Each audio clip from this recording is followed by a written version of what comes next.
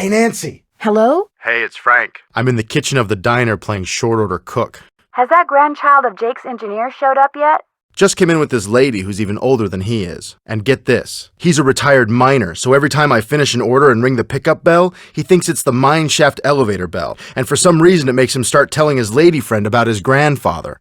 You mean you ring the bell and he starts talking about James Thurston? Exactly. Of course, 5 seconds later, he's rambling on about something totally unrelated, but I just fill an order, ring the bell, and ding, he picks up right where he left off. That is, unless I fill the order wrong and the waitress chews me out. She's got a voice like a chainsaw, very distracting. Sounds like you better keep your ears open and your nose to the grindstone. I am, just wanted to keep you posted. Well, good luck. Thanks. Talk to you soon. Hey, Nance. Back already? What have you got? What's with the Cheshire Cat grin? You found Lori. Nancy, you missed it. Hey, how's it going? I followed Tino Balducci. And I went after John Gray. He went straight to the room in the car that used to be Camille's and didn't come out again. I could hear all these weird noises coming from inside. He found something on the floor right where Lori was standing when the train went dark. I saw him pick it up and put it in his pocket. Then he left. I was just about to go in, but the next thing I know, Joe's got my arm in a vice grip and is dragging me back here, babbling about how Balducci's our guy. When I tried to talk to him, he just kind of brushed me aside and said something snotty like, "I'm on the job here, Junior, so just go back to the playground and stay out of the way." In case you two hadn't noticed, we're not getting a lot of respect around here. Can't we at least tell Balducci that we do stuff for ATAC? You know the rules. She's not the only one. How can you say that? You heard Lori scream. Anybody can scream, Joe. Especially girls whose fathers have given them acting lessons along with everything else they've ever wanted. What about you, Nancy? What do you think? You've got to be kidding. You've got to be kidding. Good idea. In the meantime, we'll take another look around in here. You found Lori. You got the letter with all the clues. Guess you don't need us anymore. Oh, Joe, quit pouting. Want any help? Now you're talking.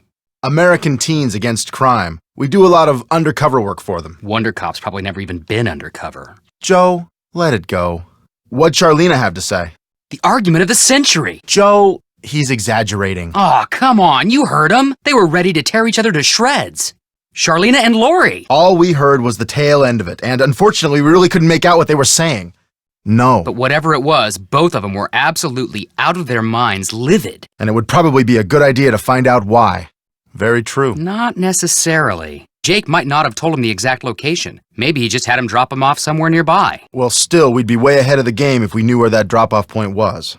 The guy died more than 100 years ago. How are we supposed to find out his name? Maybe Charlena What's-Her-Face could tell us how to go about it. All of which were common everyday items back in Jake's time. But not anymore. What's worse, Jake could have been referring to specific items, like his pickaxe, his spyglass, and who knows where they are now. Good. As for the pickaxe and the lantern, we'll keep our eyes open. Right, Joe? You keep your eyes open. I'll keep my fingers crossed. Buell?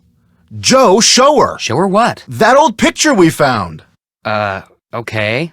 Great! What else do you know about him? Good. Good? Yeah, finding out more about him will give us something to do. We'll look into it. Good news and bad news. The good news is he had a wife in Copper Gorge, so he may have had children. The bad news is our internet service provider stopped providing before we could use our cell phones to find out anything else. The question is, did somebody throw the break or something? Oh, Joe, now you sound like Lori. Hey, I was the first one on the scene and I saw no one. John Gray. Then Balducci came bursting through one door while Frank and the engineer came through the other. Boy, was that guy ticked. He said the train could have derailed. He reset the brake, muttered a few choice words, then headed back to the engine just as you and Lori showed up. Everybody was there except Charlena. I don't think she left her laptop the whole time. Not likely, but possible, I guess. The question is, why? What did she or anybody else stand to gain by stopping the train? Answer? Nothing. Which is why I think we should at least consider the possibility that something less human in nature may be at work here. Ah, Joe. John Gray threw the emergency brake? Why would he do that?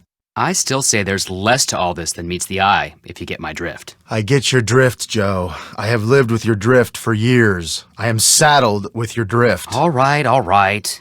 Look, this guy was old, okay? I mean, we're talking Jurassic. And guys that old don't joke around. They don't have time to.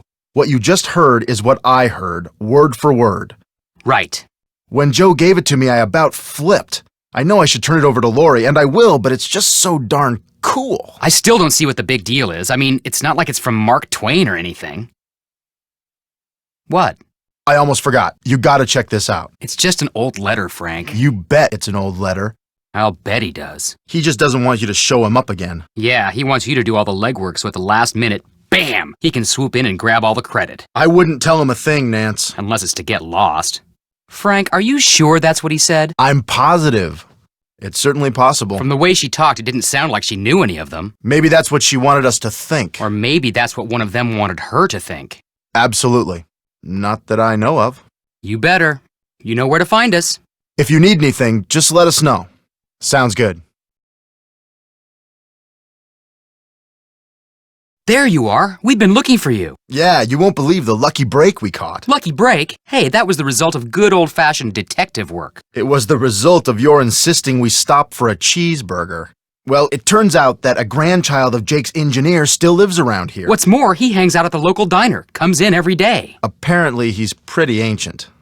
Cheeseburger. Not yet. The thing is, the owner of the diner wouldn't agree to point the guy out unless one of us fills in for his short-order cook. He's got to go home and wait for the cable guy or something. And since Joe here barely knows how to boil water, guess who got the job? Oh, and get this. Hey, I can boil water. It's just that when it's got things floating in it, I get confused. Speaking of confused, get this. Balducci convinced Lori that Jake's mine is somewhere right here in Copper Gorge, so he, Lori, and John Gray are hiking up the mountain out there even as we speak. Like that bumblebrain's gonna find anything. Good thought. Hey, I better get going. Wish me luck. I'll go with you. You can make me a cheeseburger. Nancy! We found this on the bookshelf. See? Buell's Supplies and Pawn Shop. That's gotta be the same Buell Jake gave his axe and lantern to. Yeah, 100 years ago. And the guy was a pawnbroker, Frank. The stuff's probably long gone. Or maybe it's still somewhere in Copper Gorge. From Samuel Clemens. Oh my gosh, where'd you get this? I found it in the caboose. Apparently he and Jake were pen pals. Wish I had a famous writer for a pen pal. Psst! Nancy! Come here!